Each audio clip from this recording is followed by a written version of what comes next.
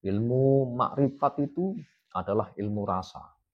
Ilmu rasa yang sebetulnya kalau orang sudah mendapatkan makom tersebut itu sangatlah mudah.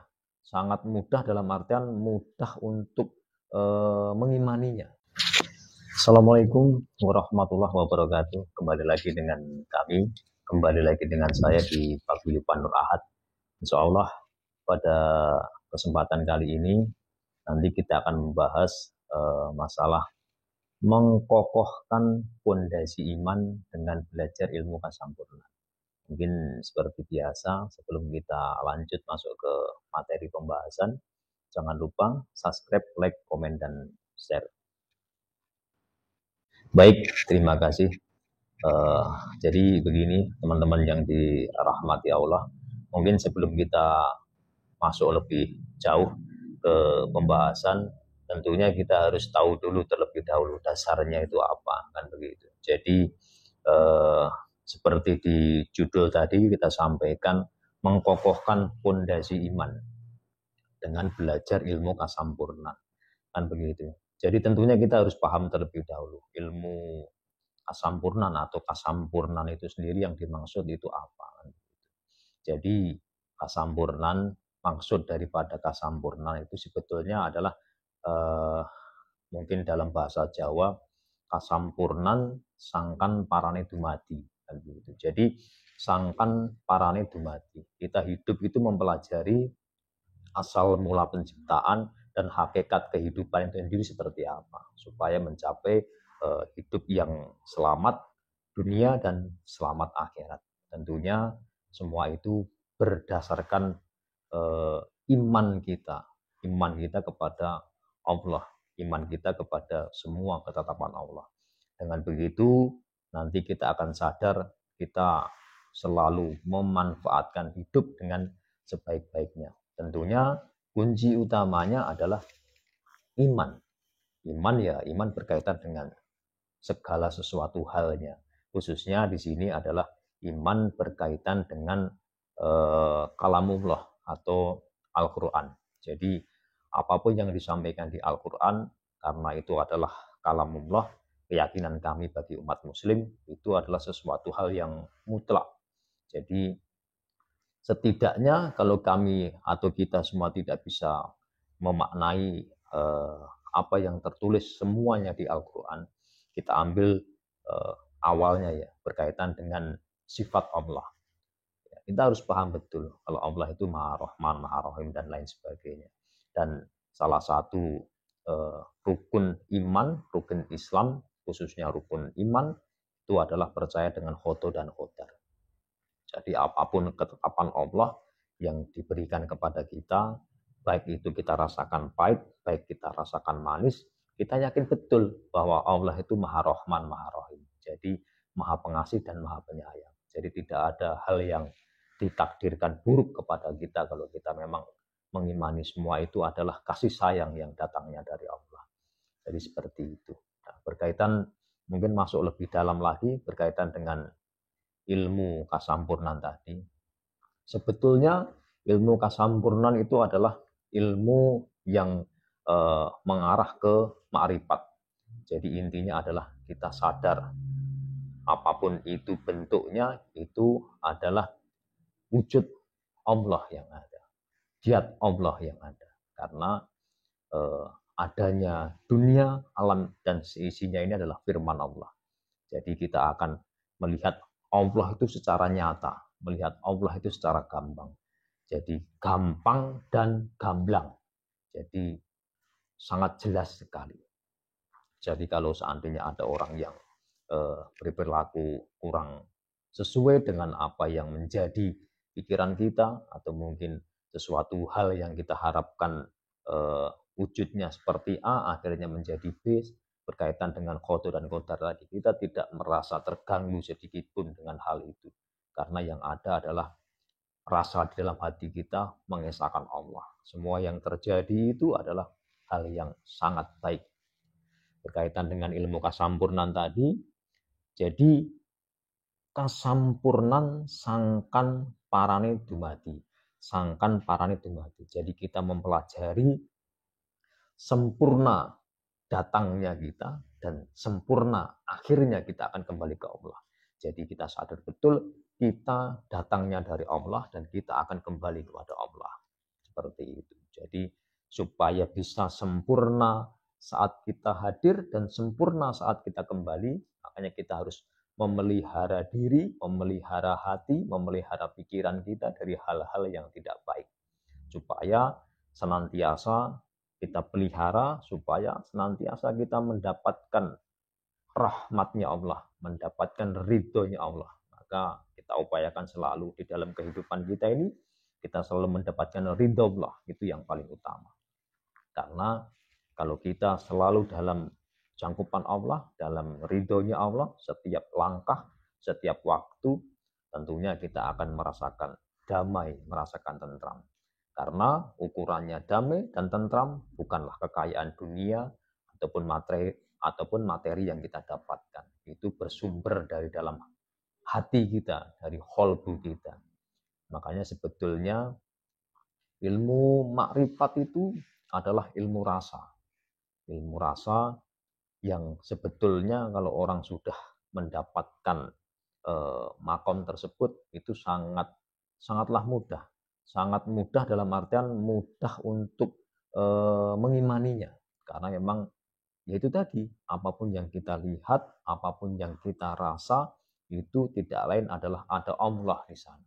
Seperti itu. Namun kadang-kadang terbelenggunya pikiran kita menjadikan susah kita mengimani rasa di dalam hati kita. Jadi akhirnya adanya adalah kita melogikakan.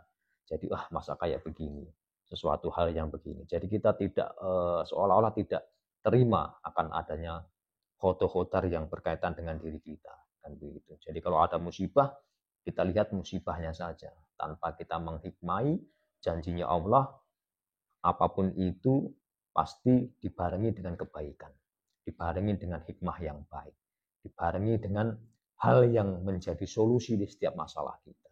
Namun kadang-kadang seperti itu, karena kita berat dengan masalah kita sulit untuk menemukan jalan keluarnya. Seperti itu. Itu gambarannya, dasarnya seperti itu. Jadi ilmu kasampurnan sangkan parane dumadi itu kurang lebihnya seperti itu. Mungkin ada bahasanya manunggaling kawula lan Gusti. Jadi maksudnya kalau orang sudah belajar ilmu kasampurnan, tahu betul sangkan parane dumadi, akhirnya dia akan manunggaling kawula Gusti. Manunggaling kawula Gusti itu bukan kok berarti Allah menjadi satu dengan kita, ini tidak juga seperti itu.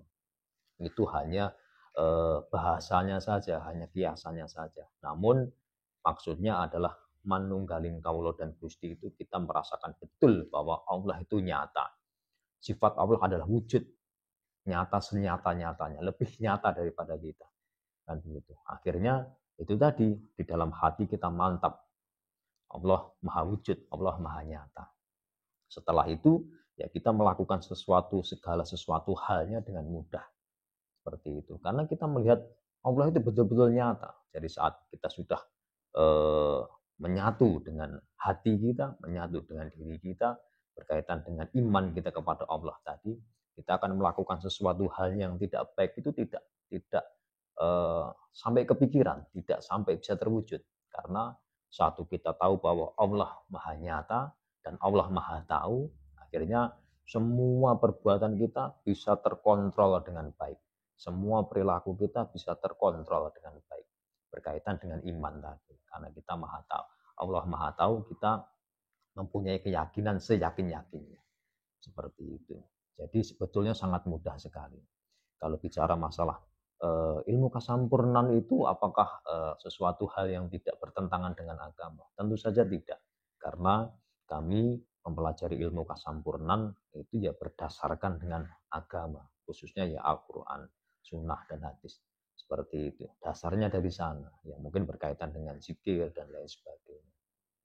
Cuman mungkin kami lebih mensederhanakan kalau berkaitan dengan ayat-ayat pendek, zikir dan lain sebagainya. Yang intinya adalah utamanya hakikat makrifat kepada Allah. Tentunya kita untuk bisa mencapai ke makom itu, kita harus selalu menghindari nafsu-nafsu yang buruk. Nafsu amarah, nafsu lawama, seperti itu. Mulhamah kita hindari. Ya, kita pelihara adalah nafsu mutmainah. Supaya kita bisa memiliki kepribadian yang baik. Karena seperti yang dulu pernah saya sampaikan di video yang sebelumnya, mutmainah adalah jiwa yang tenang. Jadi dengan jiwa yang tenang, kita akhirnya melakukan segala sesuatunya dengan penuh ketelitian dan berhati-hati. Karena kita yakin betul semua dalam kendali Allah, semua dalam pantauan Allah. Seperti itu. Mungkin dasarnya seperti itu, gambarannya seperti itu. Kalau seandainya mungkin ya mohon maaf, kalau ada yang tanya minta ijazah dan lain sebagainya. Tentunya kami tidak bisa mengijazahi lewat video. Karena apa? Karena memang pernah kami sampaikan juga, ilmu itu tidak seperti yang dibayangkan. Jadi kalau seandainya kayak orang memberikan ijazah di video, saya ijazahkan membaca sekian zikir, membaca sekian ratus atau sekian ribu, nanti akan bisa seperti ini. Tidak juga demikian, karena belajar ilmu tanpa arahan guru, tanpa pantauan guru secara langsung itu sangat resiko, berbahaya, akan bisa salah jalan. Karena khususnya mungkin zikir, kalau zikir itu kita lakukan dengan hitungan ratusan bahkan ribuan, itu bisa menimbulkan khoyali. Khoyali itu berkaitan mungkin dengan angan-angan yang apa ya, yang berlebihan lah. Jadi seolah-olah kita melihat nur, seolah-olah kita melihat sesuatu hal. Kalau tidak diarahkan dengan tepat, nanti akhirnya itu akan menggugah nafsu diri untuk menyombongkan diri. Itu sangat berbahaya sekali. Makanya perlunya pengawalan guru di sana. Mungkin seperti itu. Kalau lebih lanjutnya mungkin bisa, kalau seandainya ingin ada yang betul-betul ingin belajar ya silakan. Namun kami intinya tidak bisa memberikan ijazah di dalam video karena resikonya lebih banyak daripada manfaatnya. Mungkin itu, ada tambahan, ada pertanyaan, silahkan. Ada Mas, ini yang menarik tentang masalah ma'rifat. Dan itu sangat mudah katanya kan. Itu mengenai tentang rasa. Bagaimana sih Mas cara mendapatkan rasa yang kuat itu? Terima kasih. Oke, jadi sebelum tadi saya masuk panjang, saya bahas, walaupun mungkin yang saya bahas walaupun agak sedikit panjang, cuman penggalan-penggalan saja. Cuman di depan sudah saya sampaikan bahwa kuncinya satunya adalah iman. Selain iman, kita harus bisa memelihara nafsu mutmainah tadi. Jadi kuncinya adalah iman.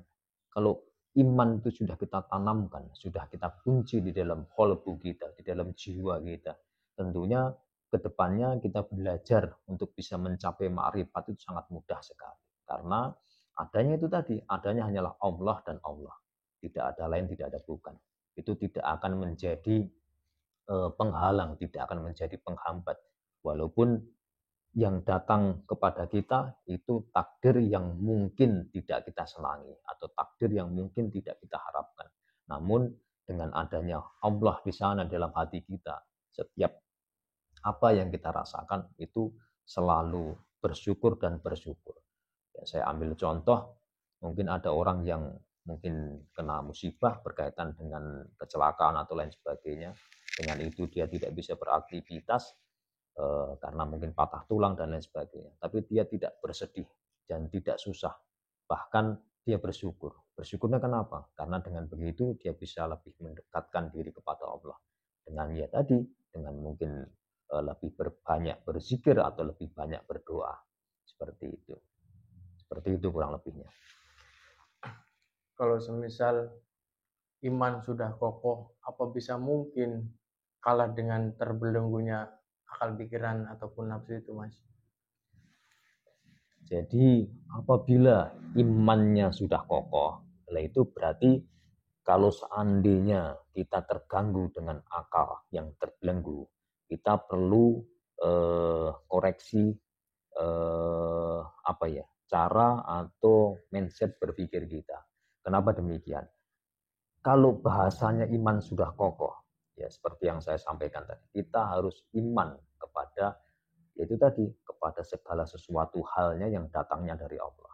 Entah itu yang khususnya kalamullah Al-Quran, sifat-sifat Allah. Di sana semuanya sudah ada, tanpa terkecuali.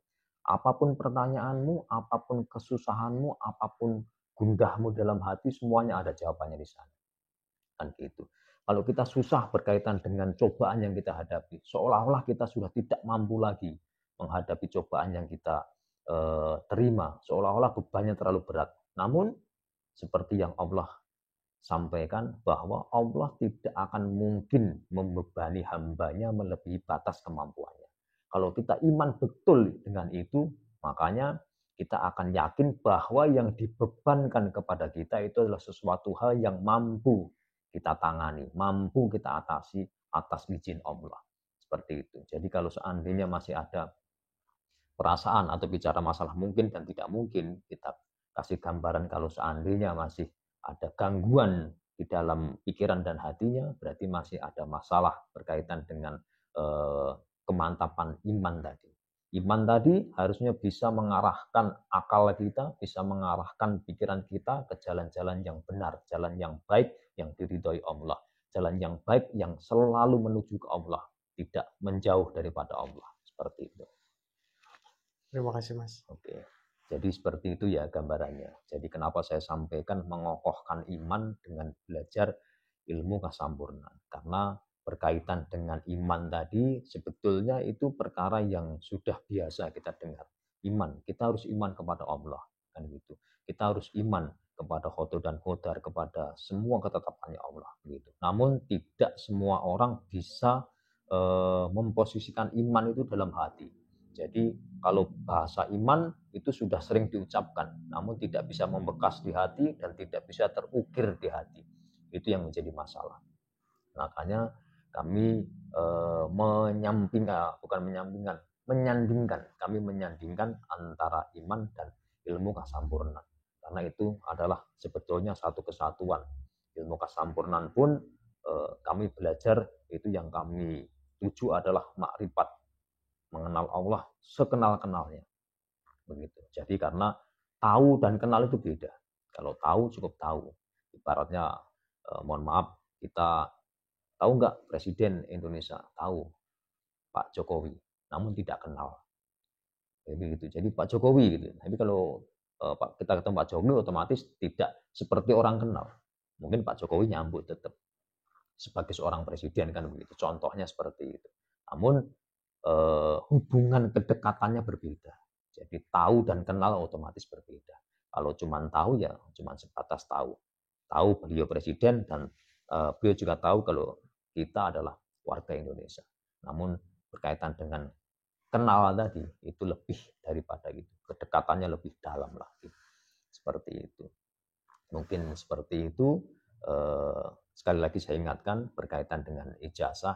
Mohon maaf kalau ada pertanyaan, minta ijazah dan lain sebagainya, kami tidak jawab, bukan berarti kami tidak peduli. Kami sangat peduli dan kami sebetulnya ingin memberi pembelajaran yang baik, yang bisa merubah atau setidaknya kita mengingatkan, saling mengingatkan ke perkara yang baik. Namun demikian, kalau untuk perkara ilmu, itu kami tidak bisa lewat video, karena nanti tidak akan sinkron apa yang kami harapkan. Seperti itu. Mungkin itu saja. Seperti biasa, yang terakhir kami ingatkan bahwa kebenaran yang hakiki itu hak mutlak milik Allah Subhanahu wa taala. Kami hanya sesama manusia menyampaikan apa yang kami tahu, kurang lebihnya kami mohon maaf yang sebesar-besarnya. Akhir kata, wassalamualaikum warahmatullahi wabarakatuh.